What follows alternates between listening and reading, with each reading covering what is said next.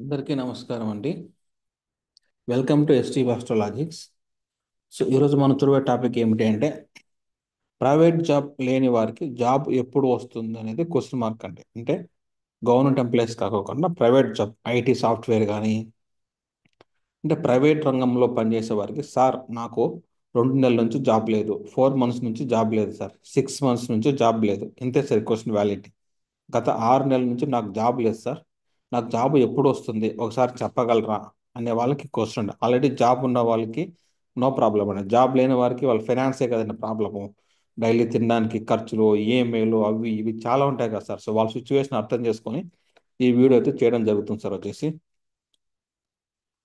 So first ఏంటి sir అంటే private job లేని వారికి ఫస్ట్ గురువు సార్. రూల్ నెంబర్ 1, మీ జన్మజాతకంలో గురువు ఏ రాశిలో ఉన్నాడో తెలుసుకోవాలండి. అంటే ప్రతి ఒక్కరికి డేట్ ఆఫ్ బర్త్ మంత్ తెలుసు కదండి. ఇదో ఇక్కడ చూపిస్తానండి, నేను వచ్చి ఇట్లా దీనిలో ఎంటర్ చేసుకోండి సార్. కొంతమంది అంత తెలివి ఉంటే మనం మిమ్మల్ని ఎందుకు సంప్రదిస్తూ ఉంటాను. సో మీకు ఈజీగా చెప్తున్నానండి. ఎప్పుడు కష్టం వస్తే మన తెలివి ఉపయోగించి మనమే తెలుసుకోవాలండి. సో మీకు చూపిస్తున్నాను. ఇక్కడ మీ సంవత్సరం ఎంటర్ చేయండి. సపోజ్ మీరు 1996 అనుకుందాం అనుకోండి. సపోజ్ జనవరిలో పుట్టారండి, 27 తేదీ అనుకుందాం. సపోజ్ జనవరి 31 అనుకుందాం అనుకోండి. ప్లేస్ తిరుపతిని ఎంటర్ చేసుకున్న తర్వాత టైం ఎంటర్ చేసుకోండి, ప్లేస్ ఎంటర్ చేసి ఫస్ట్ ఆ జాతకుడికి గురువు ఏ రాశిలో ఉన్నాడో తెలుసుకోవాలండి. చూడండి, ఈ జాతకానికి 96లో పుట్టిన జాతకానికి గురువు అనే గ్రహము ధనుసు రాశిలో ఉన్నాడండి. సో ధనుసు రాశి తెలుసుకున్న ఇది 9 అండి. ఇదంతా మాత్రం కొంచెం తెలిసి ఉండాలి సార్. మనం సెల్ఫ్గా మనం ప్రిడిక్ట్ చేయాలంటే కొంచెం జాతకం తెలుసుకోవాలి సార్. సో గురువు అనే గ్రహం ఇక్కడ బాక్స్ నెంబర్ 9లో ఉన్నాడు. ఈ బాక్స్ నెంబర్ 9 అనేది ధనుసు రాశి అండి. ఓకేనండి. సో ధనుసు రాశి తెలుసుకున్నాము ఆ జాతకానికి.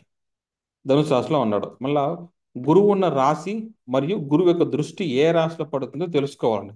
సో గురువు అనే రాశి ఏ రాశి అండి? ఇక్కడ ధనుసు రాశి. ఈ గురువు యొక్క దృష్టి ఎక్కడెక్కడ పడుతుందండి? 5వ దృష్టి అంటే ఇక్కడ బాక్స్ నెంబర్ 1కి వస్తుంది కదండి. 1, 2, 3, 4, 5. సో గురువు యొక్క 5వ దృష్టి బాక్స్ నెంబర్ 1కి వస్తుందండి. తర్వాత గురువు యొక్క 7వ దృష్టి బాక్స్ నెంబర్ 3కి వస్తుంది. దీన్ని మిథున రాశి అంటామండి. ఫస్ట్ మేషరాశికి పడుతుంది, మిథున రాశికి పడుతుంది. మళ్ళీ గురువు యొక్క 9వ దృష్టి సింహరాశికి పడుతుందండి. తెలిసింది కదండి. ఫస్ట్ జన్మజాతకంలో గురువు ఎక్కడ ఉందో తెలుసుకున్నాము. గురువు యొక్క దృష్టి మేషరాశికి పడుతుంది, 5వ దృష్టి. గురువు యొక్క 7వ దృష్టి మిథున రాశికి పడుతుంది. గురువు యొక్క 9వ దృష్టి సింహరాశికి పడుతుందండి. అయిపోయింది. నెక్స్ట్ ఆ రాశిలోకి గోచార సూర్యుడు వచ్చినప్పుడే జాబ్ వస్తుంది అన్నట్టుగా ఆన్సర్. అంతేనండి వచ్చేసి. సింపుల్, ఒకటే, ఇంతే అండి, ఏం లేదండి. సో అప్పుడు ఇక్కడ ధనుసు రాశి ఉన్నాడు. సూర్యుడు ఎప్పుడు వస్తాడు సార్ ఇడికి అనేది క్వశ్చన్ మార్క్ అండి. అప్పుడు సపోజ్ వాళ్ళకి ఏమన్నా ఇక్కడ గోచార సూర్యుడు డేట్స్ చూద్దామండి వచ్చేసి. గోచార సూర్యుడు చూడండి, మకర రాశికి జనవరి 14 వచ్చారు. అంటే జనవరి 14 ముందరంతా ధనుసు రాశిలో ఉంటాడండి ఆ జాతకుడికి. అప్పుడు జనవరి 14 లోపు అతనికి జాబ్ వచ్చేయాలండి. మన ఎగ్జాంపుల్ వేసినాం కాబట్టి లేదండి. సో అప్పుడు నెక్స్ట్ వచ్చేసి ఎప్పుడు సార్ వస్తుంది? 5వ దృష్టి మేషరాశి కదా, చూడండి ఇక్కడ మేషరాశి ఉంది కదా సార్. మకర రాశి, కుంభరాశి, మీనరాశి, మేషరాశి, వృషభ రాశి, మిథున రాశి, కర్కాటక, సింహ, కన్య, తుల, వృశ్చిక, ధనుస్సు అండి. అప్పుడు మేషరాశికి 5వ దృష్టి కదండి. అప్పుడు ఏప్రిల్ 14, ఇది ఏప్రిల్ 14 కదండి. ఏప్రిల్ 14 నుంచి మే 15 వరకు ఇతనికి జాబ్ వస్తుందండి. ఇక్కడ వేద్దామండి ఏప్రిల్. ఇట్లా అందరికి డేట్ ఇస్తానండి వచ్చేసి. ఏప్రిల్ 14 నుంచి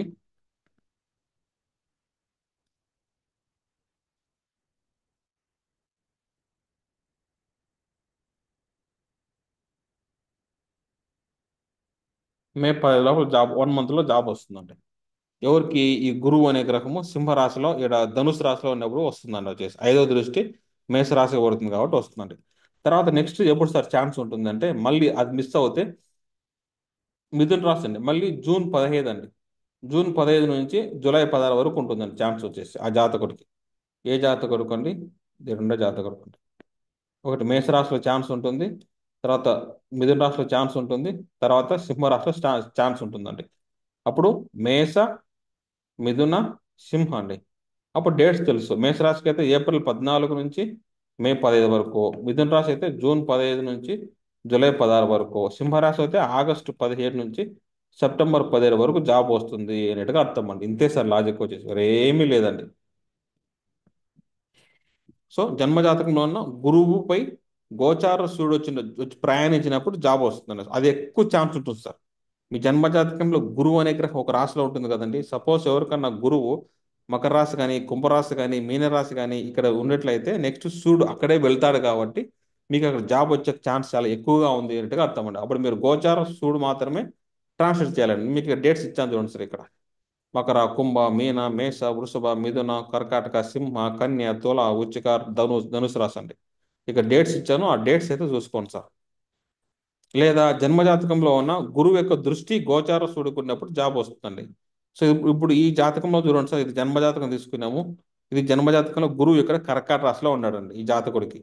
అప్పుడు జాబ్ ఎప్పుడు సార్ వస్తుందంటే గోచార సూర్యుడు ఇక్కడ జన్మజాతక గురువు పైన వచ్చినప్పుడు వస్తుందండి. ఫస్ట్ లేదంటే ఇక్కడ దృష్టి ఉంది కదా సార్ వృశ్చిక రాశిలో, ఈడ జాబ్ వస్తుందండి. Point number 1. ఇక పాయింట్ నెంబర్ 1 ఇక్కడ వస్తుందండి. ఇక్కడ మిస్ అయింది అనుకోండి, ఇక్కడ వస్తుందండి ఏడో దృష్టి. ఇది ఐదో దృష్టి కదండి, ఇక్కడ ఏడో దృష్టి అండి, ఇక్కడ తొమ్మిదో దృష్టి అండి. ఈ మూడు దృష్టిలో జాబ్ వచ్చేయాలండి. ఇక్కడ మూడు మిస్ అయింది అనుకోండి, లాస్ట్ సూర్యుడు గురువు పైన వస్తారు కదండి, అప్పుడు ఖచ్చితంగా వచ్చేయాలి సార్ వీడికి. వీడికి 85% గ్యారంటీ ఇవ్వచ్చండి. కండిషన్ ఏంటంటే సార్ నాకు 3 నెలల నుంచి జాబ్ లేదు, 5 మంత్స్ నుంచి జాబ్ లేదు, 6 మంత్స్ నుంచి జాబ్ లేననే వారికి ఈ రూల్ కరెక్ట్గా అప్లై అవుతుంది. సార్ నాకు ఆల్రెడీ జాబ్ ఉంది, నాకేంటి సార్ అంటే మీకు జాబ్ ఉన్న వారికి ప్రమోషన్ వస్తుంది లేదా ఇంక్రిమెంట్ వస్తుందండి. ఏదో ఒకటి పేరు వస్తుంది జాబ్లో మీకు. అంతే సార్ ఆన్సర్ వచ్చేసి. సో ఇదే సార్ వచ్చేసి. సో ఈ రూల్ మళ్ళీ మీరు ఈ వీడియో ఒకటి కాదు 2 సార్లు వినండి. మీ జన్మజాతకం ఓపెన్ చేయండి, డేట్ ఆఫ్ బర్త్ ఇక్కడ onlineJyotish.comలో కొట్టండి. మీ గురువు ఏ రాశిలో ఉన్నాడో తెలుసుకోండి. ఆ రాశి తెలుసుకొని దాని తర్వాత వచ్చేసి గోచార సూర్యుడు ఆ జన్మజాతకంలో ఉన్న గురువు పేరుకి వచ్చినప్పుడు జాబ్ వస్తుంది. చూసారు, గోచార సూర్యుడు జన్మజాతకంలో ఉన్న గురువు పేరుకి వచ్చినప్పుడు జాబ్ వస్తుంది. లేదంటే దృష్టి ఉన్నప్పుడు ఐదవ దృష్టి, ఏడవ దృష్టి, తొమ్మిదవ దృష్టి గోచార సూర్యుడు వెళ్ళినప్పుడు జాబ్ వస్తుంది అన్నట్టుగా అర్థం అండి వచ్చేసి. ఇది సార్ సింపుల్గా. మీకు ఎవరైనా డౌట్స్ సార్ నాకు చాలా ఇబ్బందుల్లో ఉన్నాను, నాకు తెలిసిపోతుంది సార్, మీకు కమెంట్స్ పెట్టడంలో మీరు నిజంగా అడుగుతున్నారా అబద్ధం చెప్తున్నారా, శని చూస్తే అబద్ధాలు చెప్తారండి. చంద్రుడు ఉంటాడు కదా సార్, ఈరోజు చంద్రుడు ఎక్కడ ప్రయాణిస్తున్నాడో దాన్ని చూసి మీ జన్మజాతకంలో శని ఉంటాడు కదండి, శని యొక్క మూడో దృష్టి, ఏడో దృష్టి, పదో దృష్టి పడితే మీరు నిజం చెప్తున్నారా అబద్ధాలు చెప్తున్నారా తెలుసుకుంటాం సార్, ఈజీగా తెలిసిపోతుందండి. మీరు అబద్ధంగా చెప్పారనుకోండి దానికి కమెంట్ ఆన్సర్ కూడా ఇవ్వనండి. మీరు జెన్యున్గా అనిపిస్తే మీకు నేనైతే ఆన్సర్ ఇస్తానండి. ఎవరైనా ప్రైవేట్ జాబ్ లేదు సార్ 3 మంత్స్ నుంచి నాకు లేదు, 4 మంత్స్ నుంచి జాబ్ లేదండి ఒకసారి చెప్పండి అంటే కమెంట్ చేయండి. మీ కమెంట్లోనే మీకు ఆన్సర్ ఇస్తానండి. పలానా డేట్ అయితే మీకు ఇచ్చేస్తాను సార్ వచ్చేసి.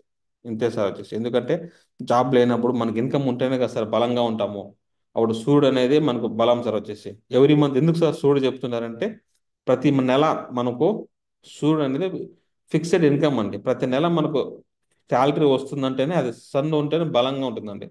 ఇప్పుడు సూర్యుడు ప్రతి నెల ఉదయిస్తాడు కదండి, అదే విధంగా మనకు జాబ్ అంటే ప్రతి నెల మనకు ఆదాయం రావాలండి. అప్పుడు సన్ మనం తీసుకుంటాం సార్. ఫిక్స్డ్ ఇన్కమ్ అనేది సన్ అండి. ఒక పర్మనెంట్ ఇన్కమ్ అనేది సన్ సార్ వచ్చేసి. ఇప్పుడు గవర్నమెంట్ జాబ్ వచ్చింది అనుకోండి సూర్యుడు తీసుకుంటామండి, ప్రైవేట్ జాబ్ అయినా సన్ ఏనండి వచ్చేసి. అంతే అనమాట. ఎవరు కొన్ని కింద కమెంట్ చేయండి సార్, మీకు నేనైతే రిప్లై ఇస్తాను. So thank for watching this video అండి.